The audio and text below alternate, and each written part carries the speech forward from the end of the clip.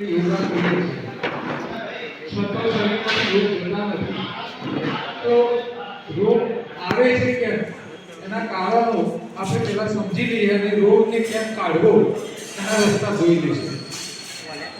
અમારા 20 વર્ષના અનુભવનો નિચોડ એવું કહે છે કે રોગ આવવાનું સૌથી મોટું પહેલું કારણ એ કે આપણે ચાવીને રસ કરીને ખાતા નથી. જે લોકો ખાવામાં ઉતાવળિયા છે એ જ માદા છે. બરાબર? એટલે બેને ખાસ ધ્યાન રાખવાનું છે તમે તમારો વાસણ જલ્દી ઘસાઈ જાય અને કામ નિપટાવવા માટે ઘરવાળા જલ્દી ખાવાનું કહેવાનું નહીં. હા, ઘણી મમ્મીઓ તો ખાલી છોકરા બિચારો ચાઈ છે ખાતો હોય અને મમ્મીઓ મારી જલ્દી ફટાફટ ખાઈ લે મારે કામ પતાવવાનું. અને ઘણી મમ્મીઓ તો પાછી કોના મારે બાપાની જેમ ગોગળો હાંગવો છે. આવું નહીં કરો. જો તમે ચાવીને ન ખાઓ એટલે એનું શું થાય હું તમને બતાવું. માની લો કે તમે સાંજે ખીચડી ખાવાની બાકી હોય અને વાસણવાળી આવી જાય ઘસવા તો એને બે હાથ જવા દો. બે હાથ એટલે તમે શું કરો જલ્દી ખીચડી ખાઈ લો. હવે ખીચડીમાં સીતાનો નખ્યા હોય તમે ઉતાવળમાં ફટાફટ થઈ ગયો સીતાનો ચારા વગર પેટમાં જતો રહે. હવે તમારે અહીંથી પેટમાં આખો સીતાનો ગયો બરોબર. અચ્છા ખાઈ લીધા પછી યાદ આવે ચાવવાનું રહી ગયું પાછો લવાય. તમારે બી સમજવું હોય માગે આવી જશે મજા આવશે. પાછો તો લવાય નહીં. અચ્છા જઠરમાં બ્લેન્ડર મિક્સર હોય ના હોય સીટ પાછું લવાય નહીં. અંદર મિક્સર નથી. હવે સીધા જઠરમાંથી આગળ ક્યાં જાય? નાના આંકડા છે મોટા નાના મોટા કેટલું લાંબુ હોય ખબર તમને? 7 થી 8 મીટર એટલે 25 થી 30 ફૂટ. એટલે 30 ફૂટ પણ કહેવાય. કઈ માના મકાનનો ધાબેલા ઉપરથી નીચે લટકાવો. આટલું લાંબુ આંતરડું તમારા પેટમાં છે કેટલી જગ્યા? ખોબારી. અચ્છા ખોબારીની જગ્યામાં આંતરડું 30 ફૂટ સમાય ત્યારે જાડું હોય પાતળું. કેટલું પાતળું ખબર? તમારી ટકી આગળ જેટલું. તમારું નાનું આંતરડું તમારી આગળ જેટલું અને તમારા ઘરનું એનું ટેકનું હોય તો એનું નાનું આંતરડું એની ટકી આગળ જેટલું. અચ્છા આંતરડાની ચામડી કાઢી નાખો તો અંદરનો રસ્તો કેટલો રહે? આમાં પાણીપુરીનો ચણો ઘૂસી જાય સીતાનો ઘૂસી જાય શું થાય? અચ્છા તમે ધક્કો મારવા રાખ્યા આવો મારા મદદ કરી. બસ આ કબજિયાત અહીંથી ચાલુ થાય. જે લોકો ચાઈ ખાતા નથી એમને કબજિયાત થાય. કબજિયાત બધા રોગોનું મૂળ છે. દુનિયાની 90% હોસ્પિટલો અને 90% બીમારીઓ ખાલી આ ચાવીને ખાતા નથી એના કારણે છે.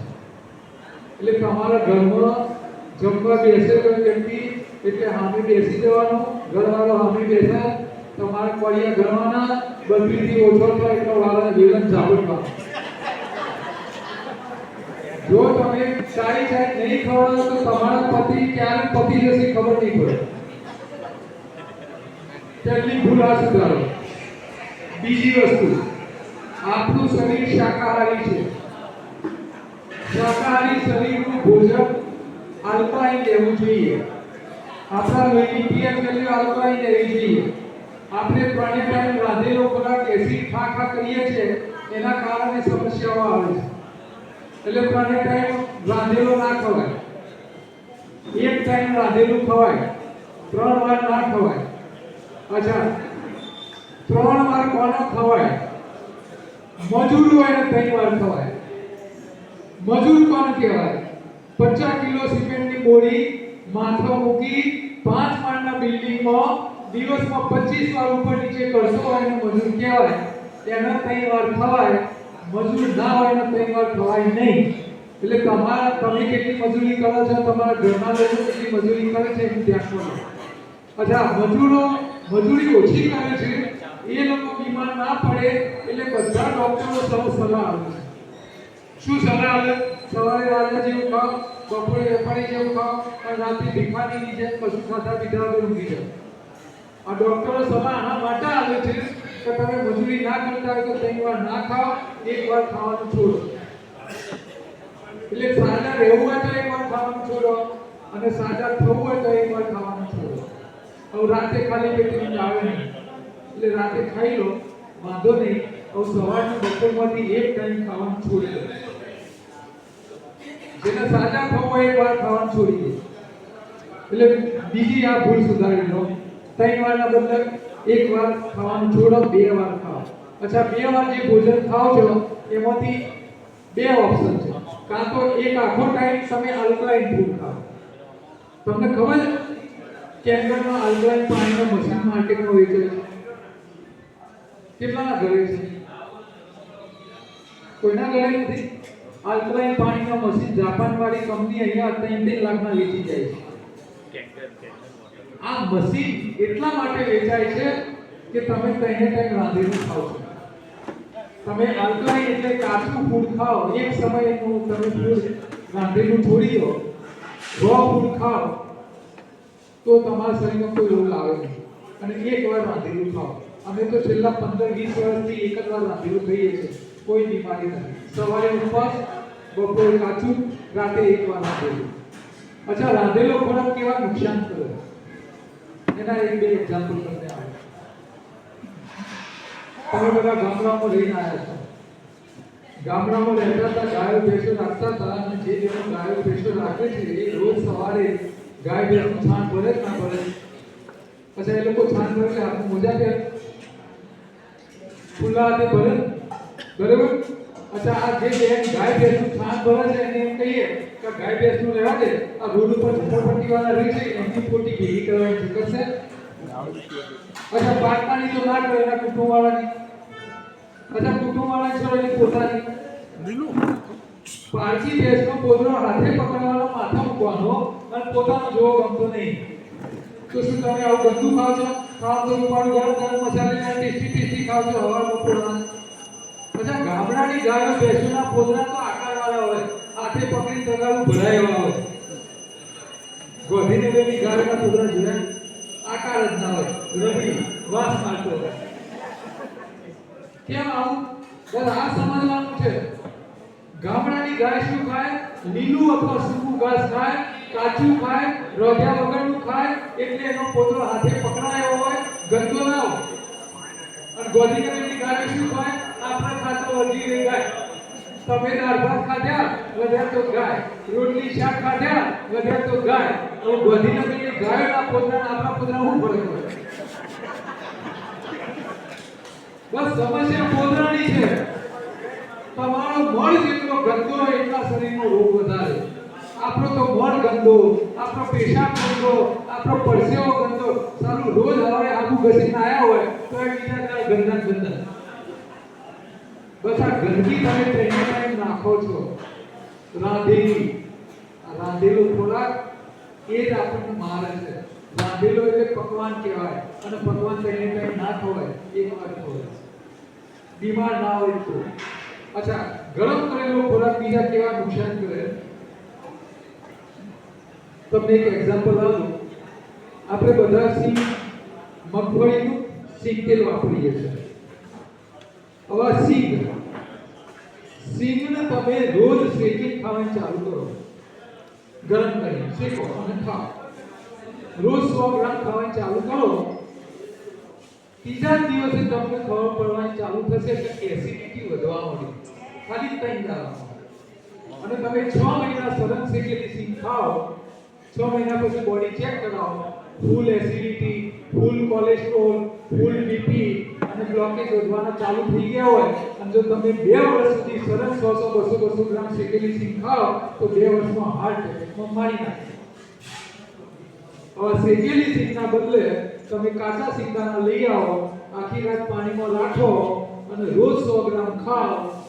6 મહિના સરસ ખાઓ. નહીં એસિડિટી વધે, નહીં બીપી વધે, નહીં બ્લોકેજ વધે. એટેક આવવાનો તો પ્રશ્ન જ નહીં થાય. માની લો તમારા હૃદયમાં જૂના બ્લોકેજ હોય ધીરે ધીરે ઓછા થયા. કઈ ખવાય? કાચી આખી રાત પાણીમાં પલાળેલી. હવે શેકેલી સિંગ ખાવાથી હાર્ટ એટેક આવી શકતો હોય અને કાચી પલાળેલી ખાવાથી હાર્ટ એટેકથી બચાતો હોય તો આવું કેમ થાય છે? આના પાછળનું સાયન્સ થોડું સમજીએ. તમે સિંગદાણાનો નીચો હતો તેલ નીકળે, કાચા સિંગદાણાનું તેલ નીકળ્યું. આ તેલ તમે પાણીમાં નાખો તરે કે મિક્સ થઈ જાય? તરે. આ પાણી ઉપર તરે એવું તેલ તમે ખાઓ, તમારા શરીરને થોડી મહેનત કરવી પડે. તમે ખાલી વોકિંગ કરી આવો તો તમારું શરીર આ તેલ વાપરી કાઢો, શરીરને નુકસાન ના થાય. હવે આ સિંગને તમે શેકી કાઢો, શેકેલું તેલ તમે જ્યારે ખાઓ તમે પરસેવો પાણી તૂટી જાઓ તો શરીર વાપરી ના શકે. અત્યારે નાની નાની ઉંમરના સ્પોર્ટ્સમેનો જે મરી જાય છે ને હાર્ટ એટેકમાં, આના પાછળનું કારણ આ છે. તો પેલું ગરમ કરેલું તેલ શરીર વાપરી શકે નહીં, તમે મજૂરી કરો તો પણ. અચ્છા, સિંગદાણા આખી રાત પાણીમાં રાખો. હવે તમે દબાવો, તેલ નીકળે કે દૂધ? તેલ ક્યાં ગયું? દૂધમાં આવ્યું. હવે એ પાણી નાખો તરે કે મિક્સ થઈ જાય? મિક્સ થઈ ગયું. એનો મતલબ કે પાણીમાં તેલ ભરી ગયું, વોટર સોલ્યુબલ થઈ ગયું. હવે આ તેલ ખાઓ, તમે 5 ડગલા બી ચાલવાની મજૂરી નહીં કરો તો પણ શરીરમાં કોઈ નુકસાન નહીં થાય. અત્યારે એવા કડકડતી ઠંડીમાં સવારે 5 વાગે ઉઠી ઠૂઠવાતા ચાલવા જવાની મજા આવે કે ગોદરી ઓઢીને ઊંઘવાની મજા આવે? હવે ચાલવા એ જોય કે જેને પાપ કર્યો હોય. તમે ખોટું ખાઓ, ચાલવા જાઓ તો ઠેકાણ નહીં પડે. સારું ભોજન ખાઓ, યોગ્ય ભોજન ખાઓ. હવે શેકેલી સિંગ ખાવાથી હાર્ટ એટેક આવી શકતો હોય તો તમે ઘરમાં રોજ જે શાક કરવા વઘાર કરવાનું તેલ કયું વાપરો છો? સિંગ તેલ કયું? ક્વોલિટી કઈ? Double refined. ડબલ રિફાઇન્ડ તેલ કઈ તે બધા ખબર તમને? ડબલ એટલે 2. રિફાઇન્ડમાં શું થાય? ફેક્ટરીમાં 300 ડિગ્રી બોઇલ થાય 2 વાર, 300 ડિગ્રી. અચ્છા, સિંગની તેલમાં તમે 300 ડિગ્રી ગરમ કરો છો? ના. છતાં એ ખાવાથી હાર્ટ એટેક આવી શકતો હોય તો જે તેલ ફેક્ટરીમાં 300 ડિગ્રી 2 વાર ઉકળ્યું હોય એ તેલ ડબ્બું ભરીને તમારે ઘેર આવે એટલે તમે ચમચો ભરીને પાછો એનો વઘાર કરો. વઘાર કરો એટલે એની વરાળ રસોડાની છાતી પંખાના પગે ચોટી જાય નહીં? હા, બરોબર. અચ્છા, દિવાળીને સાફ કરવા સીધું લીંબુ ઘસો તો ચીકાશ જાય છે ખરી? વરાળની ચીકાશ લીંબુ ઘસવાની જતી ના હોય તો તેલ શરીરમાં શું કરે? આ જે લોકો હાર્ટ એટેકમાં મરી જાય એમને ઉપરવાનું ના, એની ઘરવાળીએ ચમચા ભરી વઘાર કરી ખવડાઈ પાડી દીધો હોય, એની ઘરવાળીને ખબર જ ના હોય મારા ઘરવાળીમાં નાખ્યો. એટલે ચમચા ભરી વઘાર કરતા હોય તો બંધ કરી નાખો. વઘારેલું તેલ તળેલા તેલ કરતા ડબલ નુકસાન કરે. આપણે વઘાર શું કા કરીએ છીએ? ટેસ્ટી લાગે એટલે. અચ્છા, ચમચી ભરી તેલ મોઢામાં મૂકો, મજા આવે? સ્વાદ સનો હોય? તેલનો હોય મસાલાનો? તો તેલું કાં નાખો છો? ખબર જ નહીં. મમ્મીએ શીખવાડી શાક કરવું એટલે પહેલો વઘાર કરો. આ ખોટી પ્રેક્ટિસ છે. તમારે વઘાર કરવો હોય તો આઈસ્ક્રીમની નાની ચમચી જેટલું તેલ લો, મસાલા નાખો, બાફી દો, શાક તૈયાર થઈ જાય. ખાવાના ટાઈમે ઉપરથી કાચી ઘાણીનું તેલ નાખો અને પછી ખાવા આવો. આ નાની ભૂલ સુધારી દો. અત્યારે અમે હમણાં ભાઈએ કીધું ને, અમિત ભાઈએ કે રામકથા હતી અહીંયા પીડીપી 4 રસ્તા 9 દિવસ અમે કમસે કમ 500-700 લોકોના બોડી ચેકઅપ કર્યા. અમારી જોડે એક નાનું મશીન છે, જાપાની ટેકનોલોજીનું ક્વોન્ટમ મેગ્નેટિક એનાલાઇઝર મશીન. એનાથી અમે બોડી ચેકઅપ કર્યા. આ 700 માણસોમાંથી મેં એવું માર્ક કર્યું કે જે બાળકો, જે છોકરાઓ 50 થી ઓછી ઉંમરના હતા, જુવાન, જેને જુવાન કહેવાય, આવા મોટા ભાગના 50 થી ઓછી ઉંમરના લોકોના હાર્ટમાં અને ફેટી લીવરની સમસ્યાઓને જોઈ. નાની ઉંમરમાં આ સમસ્યાઓ, એમને ખબર જ નથી કે અમારું લીવર ફેટી થઈ ગયું. કેમ? કે અત્યારે તો ગૂગલ ઉપર ઝોમેટોનો ઓર્ડર આપવાનો, અઠવાડિયામાં 2 વાર બહારના નાસ્તા લઈને ખવડાવવાના, તૈયાર પેકેટ લઈને ખાવાના. આ છોકરાઓ જે પડીકા ખાય છે ને, આ પડીકામાં તેલ કયું હોય? પામ ઓઇલ હોય, ડબલ રિફાઇન્ડ તેલ હોય. તમને ખબર ના હોય કે આ તેલ શરીરમાં શું કરે છે. આ નાની ઉંમરે છોકરાઓ મરી રહ્યા છે, એનું નુકસાન છે. એટલે એક આ સુધારો કરો. બીજું, ખોરાક આપણે 4 પ્રકારના જોઈએ શરીરમાં. જો ગાડી ચલાવો, પેટ્રોલ કામમાં આવે, પણ પેટ્રોલથી ગાડી રિપેર ના થાય. તો શરીરના માટે તાકાતવાળો ખોરાક જોઈએ કામ કરતા હોય તો કેલરી વાળો. પણ જે ખોરાક તમને કેલરી આવે એ ઘૂંટણ ઘસાતા હોય તો રિપેર ના કરે. ન્યુટ્રિશન વાળો ખોરાક અલગ જોઈએ. તો 2 પ્રકારના ખોરાક અલગ થયા. અચ્છા, ગાડી બગડી હોય, સામાન પડ્યો હોય, કારીગર ના હોય તો રિપેર ના થાય. તો શરીરમાં પણ તમે ન્યુટ્રિશન એટલે રિપેરિંગનો સામાન આવો, પણ કામ કરવા વાળા કારીગર ના હોય તો રિપેર ના થાય. એટલે બીજો એક કારીગર બનાવે એવો ખોરાક જોઈએ. अच्छा गाड़ीना कार्ब्યુરેટરમાં કચરો આવ્યો હોય તો કાર્બ્યુરેટર બહાર કાઢીને સાફ કરીને પાછું ભરાવી દે. अच्छा હૃદયમાં કચરો આવ્યો તો હૃદય બહાર કાઢો સાફ કરીને પાછું ભરાઈ દે. થાય આવું ના થાય. એટલે તમારે ચોથા પ્રકારનો એવો ખોરાક ખાવો પડે કે શરીરના જે તે અંગમાં ભેગો થયેલો કચરો તોડી કાઢી આવે. તો 4 પ્રકારના ખોરાક આપણા શરીરને જોઈએ. હવે કયા ક્યાંથી શું મળે? જો આપણે પાંદડા, શાકભાજી, ફળફળાદી, કંદમૂળ, અનાજ, કઠોળ, ડ્રાયફ્રૂટ ખાઈએ છીએ તો પાંદડાથી લઈને ડ્રાયફ્રૂટ્સમાંથી કયો ખોરાક શું કામ કરે આ સામાન્ય લોજિક તમને બતાવ્યું. ભગવાન એવું કહે છે કે જે ખોરાક પાણીમાં નાખવાથી તરે આ બધું રિપેર કરવાનું કામ કરે અને પાણીમાં નાખવાથી ડૂબે આ બધું શક્તિ આવે, તાકાત આવે. એટલે પાંદડા, શાકભાજી, ફળફળાદી આ પાણીમાં તરે આ બધું ન્યુટ્રિશન આવે અને કંદમૂળ, અનાજ, કઠોળ, ડ્રાયફ્રૂટ પાણીમાં ડૂબે એ બધું શરીરમાં તાકાત આવે. સિમ્પલ વસ્તુ થઈ ગઈ. એટલે તમે વધારે મહેનત કરતા હોય તો તાકાતવાળું ખાઓ. શરીરમાં ઘસારા પડ્યા છે તો રિપેર કરવા માટે તમારે હલકું ખાવું પડે. હવે ભગવાન શું કહે છે? જેટલું હલકું એટલા પોષક તત્વો વધારે. હવે પાંદડા શાકભાજીમાં હલકું શું? પાંદડા. તો જેટલા પાંદડામાં પોષક તત્વો હોય એટલા શાકભાજી ના હોય. અચ્છા પાંદડા શાકભાજીમાં સસ્તું શું પડે? પાંદડા. એટલે આપણે ડભોળના સરદાર છે એ પાંદડા ખાતા નહીં, શાકભાજી ખાઈએ. જો આપણે હજારો વર્ષથી બે વસ્તુ ખાતા આવ્યા છે, શાકભાજી સમારો, કોબી, રીંગણ, દૂધી, ચમાની, પાણી નાખો તરે ડૂબે તરે. તમે શા માટે ખાવ છો? પોષક તત્વો માટે. અચ્છા અનાજ પાણીમાં ડૂબે એના માટે, તાકાત માટે ખાઈએ છીએ. હવે તમે સમારેલું શાક ખાવાના બદલે તમે શું કરો છો? વઘાર કરો છો. હવે વઘાર કરો, પકાય, પછી પાણી નાખો તરે ડૂબે હવે ડૂબાઈ શું હાલે? તાકાત. એટલે તમે શાક શક્તિ વાળું ખાવ છો, અનાજ શક્તિ વાળું ખાવ છો, રિપેરિંગ વાળું ખાવ છો, કાંઈ ખાતા નથી. બસ સમસ્યા આટલી જ છે. ભગવાન એવું કહે છે જે પાણી તરે એને કોઈ દાડો ગરમ કરીને ખવાય નહીં. अच्छा પાંદડા સૌથી વધારે પોષક તત્વો આવે અને પાંદડાની કિંમત કેટલી હોય? સૌથી સારા પાંદડા કયા? તો પહેલો નંબર આવે રજકો, ગાયો ભેંસો ખાય, અંગ્રેજીમાં એને અલ્ફાલ્ફા કહેવાય. બીજો નંબર સરગવાનું પાન, ત્રીજો નંબર ઘઉંના જવાર.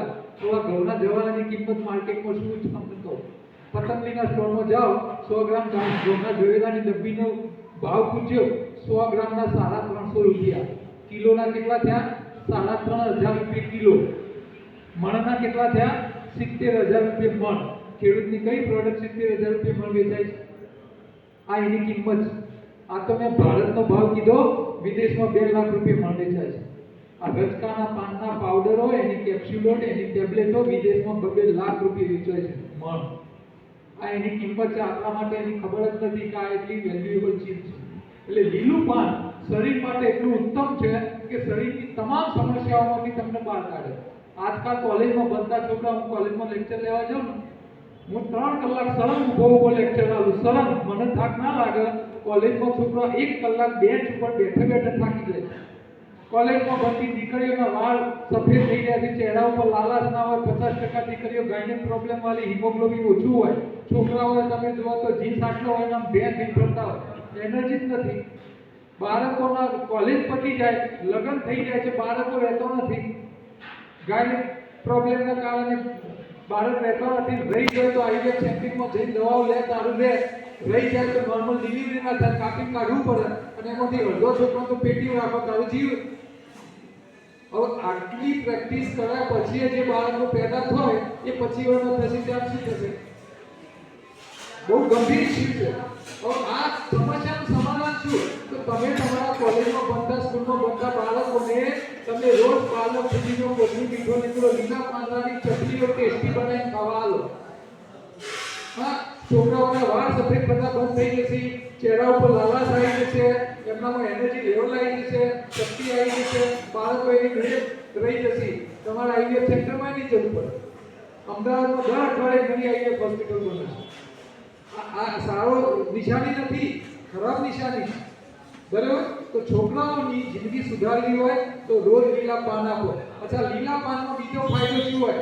ખાલી ક્લોરો પેલું પોષક તત્વ જ હોય એવું નહીં. લીલા પાનની અંદર લીલા પાનની અંદર બે પાન તમારી વધારે લો. લીલા પાનની અંદર લીલો રંગ હોય અને ક્લોરોફિલ કહેવાય. આ ક્લોરોફિલ પાંદડામાં હોય એટલે સૂર્યની હાજરીમાં ખોરાક બનાવે. એટલે શું કરે? સૂર્યનો પ્રકાશ લે એટલે અગ્નિ તત્વો લે, હવામાંથી કાર્બન ડાયોક્સાઇડ વાયુ તત્વો લે, જમીનમાંથી પાણી જળ તત્વો લે, અને જમીનનું ખાતર એટલે ભૂમિ તત્વ, અગ્નિ, વાયુ, જળ, ભૂમિ 4 તત્વો ભેગા કરીને ખોરાક બનાવે. આ ખોરાકમાંથી નવા પાન, ફળ, ફૂલ લાગે જે આપણે ખાઈએ છીએ. એટલે આપણા શાકભાજી, ફળફળાદી કોણ તૈયાર કરે છે? આ લીલો રંગ. હવે આ ભગવાનનું અદ્ભુત મશીન. તમે મોટું તત્વ લાવો તો જગ્યા રોકા, જગ્યા એટલે આકાશ તત્વ, એટલે 5 તત્વોમાંથી આ ખોરાક બનાવે. હવે આ લીલું મશીન, લીલો રંગ, તમે લીલું પાન ખાઓ એટલે શરીરમાં જાય. શરીરમાં જાય એટલે ભગવાને વ્યવસ્થા કરી. આના મેગ્નેશિયમના કારણે આ લીલું દેખાય છે. મેગ્નેશિયમને બદલે આયન આવે એટલે આ લાલ થઈ જાય. આ નેચરલ હિમોગ્લોબિન બને. હવે આ શું કરે? તો આ જે કામ કરતું હતું એ જ કામ શરીરમાં કરે, પણ ઉલટા. અહીંયા શું કરતું? અગ્નિ, વાયુ, જળ, ભૂમિ, આકાશ 5 તત્વો ભેગા કરી ખોરાક બનાવતું. શરીરમાં ગયા પછી લાલ બને અને ખોરાકમાંથી અગ્નિ, વાયુ, જળ, ભૂમિ, આકાશ છૂટું પાડવાનું કામ કરે. એટલે તમારા શરીરનું રિપેરિંગનું કામ બધું આ કરે. પણ આપણે લીલું ખાતા નથી એટલે આપણું નેચરલ હિમોગ્લોબિન નથી હોતું અને શરીરનું રિપેરિંગ કામ થતું નથી. એટલે પાંદડા તમને ન્યુટ્રિશન પણ આપે અને શરીરના કારીગર પણ આપે. એટલે આ બે વસ્તુ જે છે, લીલો રંગ એ આપણા શરીરમાં નેચરલ હિમોગ્લોબિન બનાવે એ અદ્ભુત કામ કરે છે. એટલે અમે લીલા પાંદડાના રસ આપીને દરેક પ્રકારની બીમારી મટાડીએ છીએ. બરાબર? હવે સ્વાદ શું કામ કરે? ગળ્યો, ખાટો, તીખો, ખારો, થોડો, કડવો. તમે ગળ્યું ખાઓ એટલે કાર્બોહાઈડ્રેટ્સ મળે અને એક કેલરી આપે, તાકાત આપે, શક્તિ આપે. એટલે શક્તિ લાગે ગળ્યું ખાઓ, તાકાત મળી જાય. અચ્છા, વધારે ગળ્યું ખાઓ તો કફ કરે, વધારે ગળપણ ખાખા કરો તો વજન વધે અને સ્વભાવ ઠંડો ભેજ જેવો થઈ જાય. આ કફ પ્રકૃતિની નિશાની છે. કોડો થતો હોય એના માથામાં આ બધા કફ પ્રકૃતિ વાળા હોય. એટલે ગળપણનું કામ છે સ્વભાવ આળસુ બનાવવાનો, વજન વધારવાનો અને કફ પ્રકૃતિ વધારવાનો. અચ્છા, ખટાશ શું કરે? ખટાશ ના તાકાત આવે ના રિપેર કરે. ખટાશ એક જ કામ કરે. તમે હોટલમાં જમવા છેલ્લે હાથ ધોવા છો આવે શેના માટે આવે? સફાઈ. હવે તમારા લીવરમાં ફેટ ચોટી ગયો છે, હૃદયમાં વધી ગયો છે, લોહીની નળીઓમાં કચરો વધી ગયો છે, પેન્ક્રિયાસમાં કચરો ભેગો થઈ ગયો છે, તો આને કાઢવો હોય તો તમારે ખટાશ ખાવી પડે. એટલે સવારમાં ચા પીવો છો એના બદલે પાઇનેપલ, સંતરા, મોસંબી, લીંબુનો રસ પીઓ, તમારા શરીરમાંથી કચરા નીકળતા જશે. રોજ ભેગો થાય તો કાઢતા રહો, વધારાનો હોય તો થોડા દિવસ કન્ટિન્યુ રાખો, ધીરે ધીરે બધો નીકળી જશે કચરો. તો શરીરની સફાઈ કરવાનું કામ ખટાશ કરે. ખાટું ખાવાથી સોજા સાદા દુખે છે એનું કારણ તો કચરો વધે છે, નીકળે. એ કચરો લોહીમાં ભળે, લોહીમાં ફરતા બેક્ટેરિયા ખાઈને વાયુ વધારે અને વાયુ પ્રકૃતિ કહેવાય. એટલે થોડા દિવસ સોજા આવશે પછી એની મેરે બંધ થઈ જશે ખાટું ખાવાથી. એટલે ખટાશ ખાવાની બંધ ના કરાય, સોજા આવતા હોય તો પણ થોડી થોડી ખાતા રહેવું પડે. અચ્છા, ખટાશ વજન ઉતારે અને સ્વભાવ ચંચળ બનાવે. તો એ ખટાશની આ રસદ છે. અચ્છા, તીખું શું કરે? તીખું ના તાકાત આવે, ના રિપેર કરે, ના સફાઈ કરે, ખાલી મોઢામાં પાણી લાવે. એ સિવાયનું કોઈ કામ નહીં. વધારે તીખું ખાઓ એટલે શરીરમાં પિત્ત વધે અને પિત્ત વધે એટલે પાછળ મસા ફૂલે, સ્વભાવ ગુસ્સાવાળો થઈ જાય. આ પિત્ત પ્રકૃતિની નિશાની છે. નાની નાની વાતે ગુસ્સે થઈ જાય, થોડો વારે શેર ગરમી પડે એટલે પરસેવો છૂટે. આ બધું પિત્ત પ્રકૃતિનું કારણ છે. તો ગળ્યું કફ કરે, ખાટું વાયુ કરે અને તીખું પિત્ત કરે. ભગવાને આ પ્રકૃતિ વધી જાય તો તમને ખબર પડે એના માટે સિગ્નલ પણ મૂક્યા છે. તમે વધારે ગળ્યું વખાખા કરો તો કાકડા ફૂલે, ટોન્સિલ. આને કપાય નહીં, એ ફૂલે એટલે તમને સમજ પડી જાય કે ભાઈ શરીરમાં કફ વધ્યો છે, ખાવાનું બંધ કરો. અથવા વધારે તીખું ખાવ તો પાછળની ફાટક બંધ થઈ જાય, પાઇલ્સ થાય. ભગવાને આ ફાટક મૂકી છે. ભાઈ પાઇલ્સ ફૂલે એટલે તમારે સમજી લેવાનું ભાઈ ગરમ ગરમ તીખી વસ્તુ ખાવામાં વધારે આવી ગઈ છે. થોડા દિવસ તીખું ખાવા છોડી દો, એની મેરે બેસી જાય. તમે કાપી નાખો એટલે પછી તમને ખબર જ ના પડે શરીરમાં પિત્ત વધી ગયું છે. તમે કાકડા કાઢી નાખો એટલે ખબર જ ના પડે શરીરમાં કફ વધી ગયો છે. પછી એ વધી જાય એટલે શરીરમાં બીજા અંગો બગાડે. ભગવાન એટલો હોશિયાર છે કે એને જેટલી વસ્તુઓ બનાવી છે એ જાણી જોઈ બનાવી છે અને કામની બનાવી છે. ભગવાનથી હોશિયાર એન્જિનિયર આ ધરતી પર કોઈ નથી. એનો એક જ એક્ઝામ્પલ આવું પછી આપણે અહીંયા વિરામ લઈએ કારણ કે તમારો સમય બગડે છે. ભગવાન કેટલો હોશિયાર છે એક એક્ઝામ્પલ આલું. તમે માથાના વાળ તોડી કાઢો એટલે નવા વાળ ઉગે. એને 5 વર્ષ સુધી કપાવો નહીં તો એ 5 ફૂટનો ચોકલો થાય. પછી પુરુષનો હોય તો એ ચોકલો થાય, બહેનોનો હોય તો એ ચોકલો થાય. અચ્છા, તમે આઈબ્રો કરાવો છો, આઈબ્રો કાઢી નાખી અને પછી નવી ઉગે અને 5 વર્ષ કપાવવાના તો આઈબ્રો કેટલો લાંબો થાય? લાંબો વધારે 1 ઇંચ કે 1.5 ઇંચ થાય ને. અચ્છા, માની લો કે આઈબ્રોનો વાળ મથાની જેમ 5 ફૂટ લાંબો થતો હોય તો સ્વેટર ઊંચું કરી જવું પડે. ભગવાન કેટલો હોશિયાર છે કે માથાના વાળને કીધું 5 ફૂટ લાંબો થશે અને આ વાળને કીધું તારે 1 ઇંચથી વધારે લાંબુ થવાનું નહીં. આટલો ભગવાન હોશિયાર છે અને જે કઈ વ્યવસ્થાઓ કરી છે એ બધી જાણી જોઈ અને પ્રોપર કરી છે. આપણે એમાં કોઈ ડરગીરી કરવાની જરૂર નથી. ભગવાન જે બનાવે છે એ જ પ્રમાણેનો ખોરાક ખાવાનો રાખો. તમે સિઝનલ વસ્તુઓ મેક્સિમમ ખાઓ. શિયાળામાં જેટલી વસ્તુઓ આવે ગાજર, રીંગણ, બીટ, મૂળા આ બધું શરીરમાં ગરમી કરવાવાળી હોય એટલે તમે ખાઓ તો સ્વેટર પહેરવું ના પડે ભલે ગમે એટલી ઠંડી પડે. ઉનાળામાં તરબૂચ, શેરડી, દ્રાક્ષ બધું આવે શરીરમાં ઠંડક કરવા માટે આવે. તમે રોજ 500 ગ્રામ દ્રાક્ષ ખાઓ એસી ચલાવવું જ નહીં પડે પરસેવો વરસે જ નહીં. પણ ના આપણે તો સીઝન ના હોય એવી મોંઘી વસ્તુ લાઈન લોકોને પાડોશી બતાવવાના શોખીન છે. તો આ બધું છોડો અને છેલ્લે ડેરી પ્રોડક્ટની અંદર દૂધ, ચા, કોફી, ઘી આ ખવાય નહીં. દૂધ, ચા, કોફીના બદલે દહીં અને માખણ જ ખવાય. ભગવાને 5000 વર્ષ પહેલા દૂધ, ચા, કોફી, ઘીની કોઈ લીલા કરી નથી. એમને દહીં અને માખણની લીલાઓ કરેલી. એના પાછળનું કારણ એ છે કે જે તમારું દહીં છે આજકાલ તમે જો વિટામિન B12, વિટામિન D3 બીજા કેટલાય પ્રકારના વિટામિનની ડેફિશિયન્સી ઘેર છે. તો ઘેર છે એનું કારણ શું છે કે વિટામિનો ખોરાકમાં મળે નહીં. એ વાત સાચી. જે રીતે મોઢાની લાળના બાટલા બજારમાં મળે અને મળતા હોય કોઈ પીવા કરો કોઈ ના પીવા. મોઢાની લાળ મોઢામાં પેદા કરવી પડે. એ રીતે તમારા શરીરમાં જોઈતા વિટામિનો તમારા શરીરમાં પેદા કરવા પડે. અને પેદા કરવાની વ્યવસ્થા ભગવાને કઈ રીતે આપી છે એનું એક એક્ઝામ્પલ આલી હું અહીં પૂરું કરું છું. નાનું બાળક જન્મ એટલે 1.5 કિલોનું હોય, 1.5 ફૂટનું હોય. એનો દર વર્ષે એની હાઈટ લાંબી કરવાની હોય. બરાબર? હાઈટ લાંબી કરવા માટે હાડકા લાંબા કરવા પડે. હાડકા લાંબા કરવા માટે કેલ્શિયમ જોઈએ. કેલ્શિયમ માના દૂધમાં ભગવાને આપેલું હોય. કેલ્શિયમ દૂધમાં હોય, પાણીમાં હોય, પાંદડામાં હોય અને દરેક જગ્યાએ હોય. પણ આ કેલ્શિયમ સીધે સીધું હાડકામાં જાય નહીં. એનું વિટામિન કન્વર્ટ કરવું પડે. અને વિટામિનનો કન્વર્ટ કરવાની ભગવાનની વ્યવસ્થા શું આલી કે બાળક જેવું માનું દૂધ પીવે એટલે ભગવાને મોઢામાં અને જઠરમાં એટલા બેક્ટેરિયા મૂક્યા હોય કે જેવું દૂધ પેટમાં જાય તરત દહીં બની જાય. બાળક ઉલટી કરે તો દૂધ પી, તરત ઉલટી કરે તો દૂધ બાળક ખોદા બરાબર. એટલે અહીંયા આ બેક્ટેરિયા પેલા કેલ્શિયમને વિટામિનમાં કન્વર્ટ કરે અને હાડકામાં જાય, હાડકા લાંબા થતા જાય અને બાળકનો ગ્રોથ થતો જાય. પણ આપણે હવે ફેશનવાળા થઈ ગયા. દૂધ જલ્દી છોડાઈએ, પછી પેપ્સી અને થમ્સ અપ ને સેટ શરદી થઈ ગઈ એટલે એન્ટીબાયોટિક આલીએ એટલે પેલા પેટમાં અને જઠરમાં અને આંતરડામાં રહેલા બેક્ટેરિયા આપણે વારે માર કરીએ છીએ એટલે વિટામિનો બનવાના બંધ થઈ ગયા છે. અને એના કારણે આજકાલ તમે હાલત એવી ખરાબ થઈ છે. 10મા ધોરણની સ્કૂલમાં જાઓ અને 10મા ધોરણના છોકરાઓને ઊભા કરો, એમની ઊંચાઈ તમે ચેક કરજો તો ઘેટો બગડો દેખાતો હશે. આ સમાજની સ્થિતિ છે. એટલે આ જાગૃતતાની બહુ જરૂર છે. નાની વાતો ધ્યાનમાં રાખો. ચાવીને ખવડાવવાનું રાખો. લીલા પાંદડા શાક કરતો વધારે ખવડાવો. સીઝનવાળી વસ્તુ ખવડાવો. રાંધેલું એકવાર ખવડાવો તો જીવનમાં કોઈ રોગ આવે નહીં. બરાબર? અને અમે કહીએ છીએ બધી વાતો જો બધા અમલ ચાલુ કરી નાખે ને તો ડોક્ટરો બિચારા ભૂખે મળે. પણ અમને ખબર છે કે કોઈ કરવાનું નથી. આમાંથી બેઠેલા ખાલી 2% લોકો પણ અમલ કરશે ને તો એમનું જીવન સુધરી જશે. બરાબર? અમારું અહીંયા પીડીપી 4 રસ્તા ઉપર સેન્ટર છે.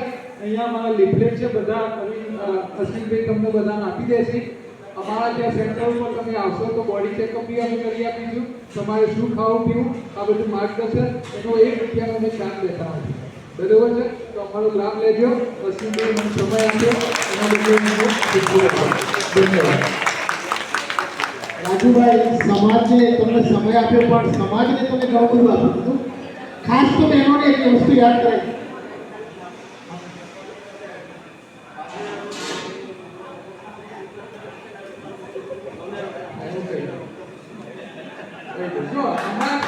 દાદાએ વાત કરાવી. એકચ્યુઅલી ટાઈમ મને ઓછો આપ્યો એટલે મેં મુદ્દો લીધો નહીં. હવે અનાજ 2 પ્રકારના આવે. મજૂર માટેનું અનાજ જુદું આવે અને મજૂરી ના કરતો એનો અલગ જુદો. એ પછી આવે એ પછી વાંચવા મળે છે. ઘઉં, ચોખા, મકાઈ એ મજૂર માટેનું અનાજ છે. જે આખો દિવસ ફૂલ મજૂરી કરતો હોય એનો ઘઉં, ચોખા, મકાઈ ખવાય. જે મજૂરી ના કરતો એમના માટે ભગવાને જીના દાણાવાળા અનાજ આપ્યા છે. તાંદળા, કોદરી, સાંભળો, નળીઓ, રાજગરો, રાગી, બંટી, જેને લિટલ મિલેટ કહેવાય, આ ખાવા જોઈએ. હવે અનાજ કઈ રીતે ખાવા? જે રીતે વિટામિનની ડેફિશિયન્સી જે છે એ અનાજ દ્વારા પણ તમે રિમૂવ કરી શકો. તો શું કરવાનું કે સાંજે તમારે કોદરી ખાવી હોય તો સવારે પલાળવાની, બપોરે રાંધવાની, રંધાઈ જાય એટલે એના ઉપર ગળનું ઢાંકવાનું, જાળી ઢાંકવાની, એટલે અંદરથી ગરમ હવા બહાર નીકળી જાય. ગરમ હવા નીકળી જાય, ઠંડુ થઈ જાય અડધા કલાક પછી, એટલે અંદર આંગળી નાખી ચેક કરવાનું. ઠંડુ થઈ જાય પછી એની અંદર એક ચમચી દહીં નાખવાનું. દેશી ગાયનું દૂધ જોઈએ, ભેંસ કે જર્સી ગાયનું નહીં, કારણ કે એના ગુણધર્મો દૂધમાં હોય જે તે પ્રાણીના. તમે રોડ ઉપર ગાડી લઈને જતા હોય, રસ્તો સાંકડો હોય, ભેંસ જતી હોય, તમે ગમે એટલો હોર્ન મારો, ભેંસ સાઈડ ના આવે. ગાય તમને 3 હોર્ન મારો તો કમસે કમ સાઈડ આવી જશે.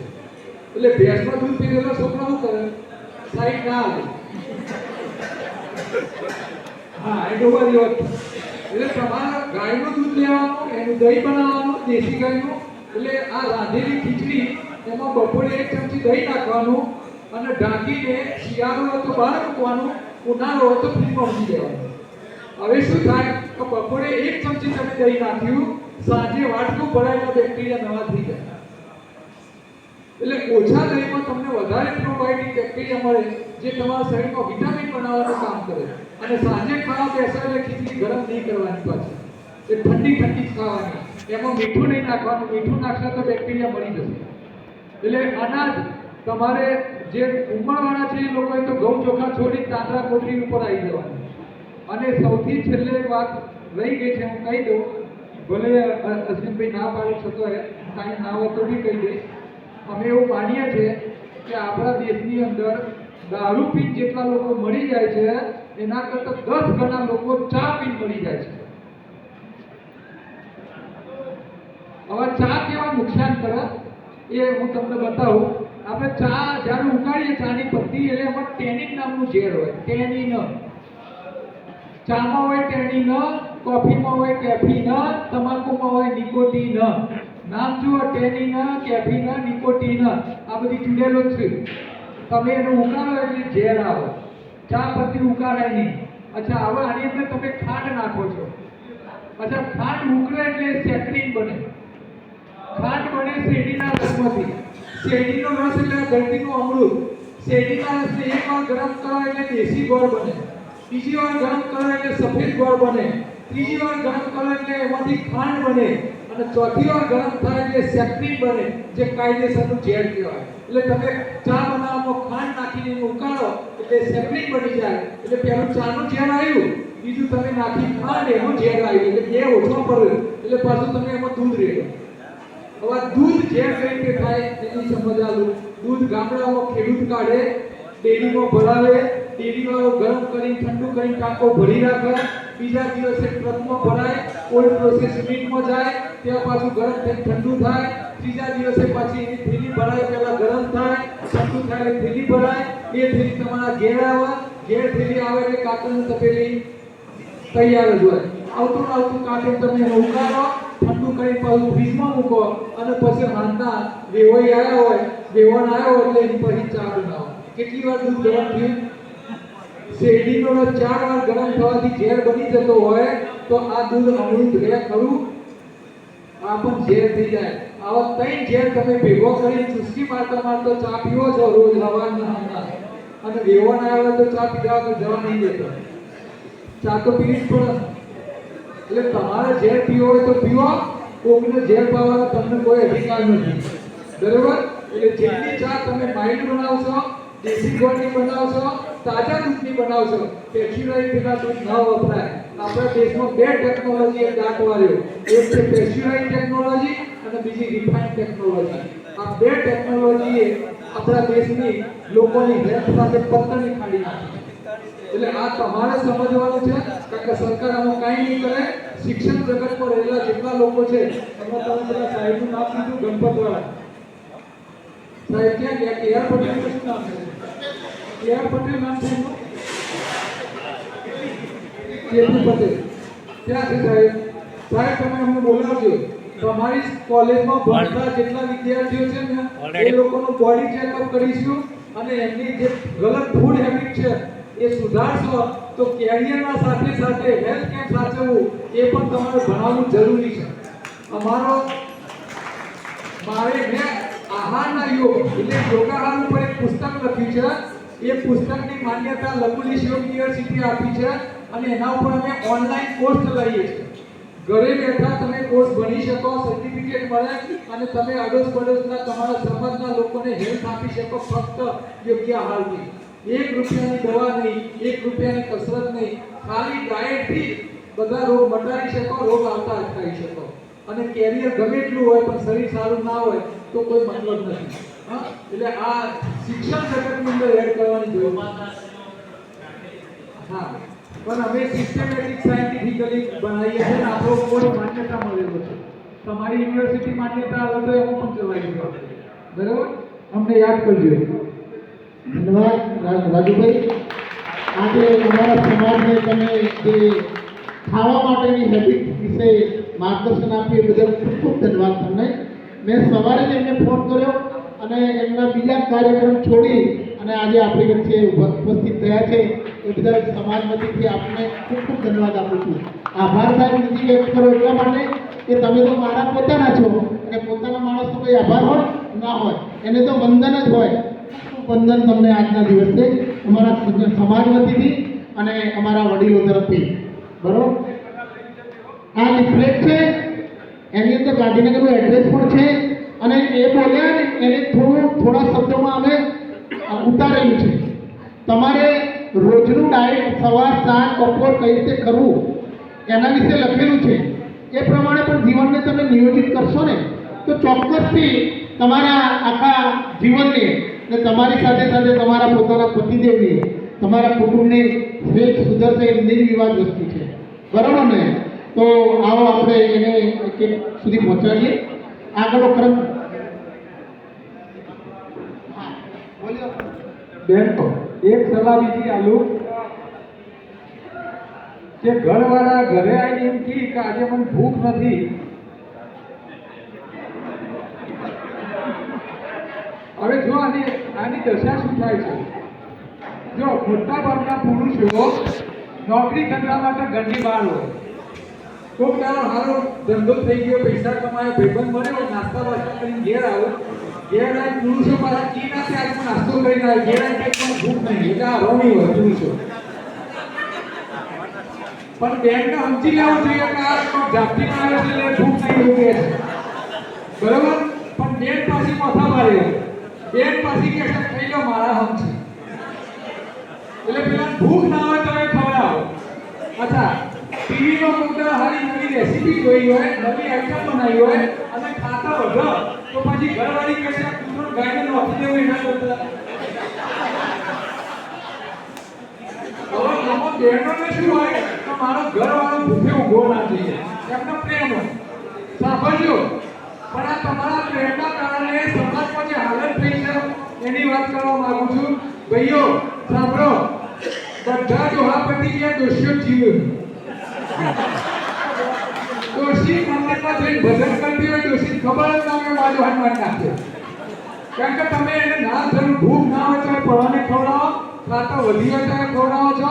એટલે રાતે ઘરવાળા એમ કે મને ભૂખ નહીં, પીસેલી થાળી પહોંચી જવાની, ફ્રીજમાં નહીં મૂકવાની. અડધી રાતે દોહાઈ દોડ બગડે એના કરતા ભૂખે ઊંઘી જાય સારું.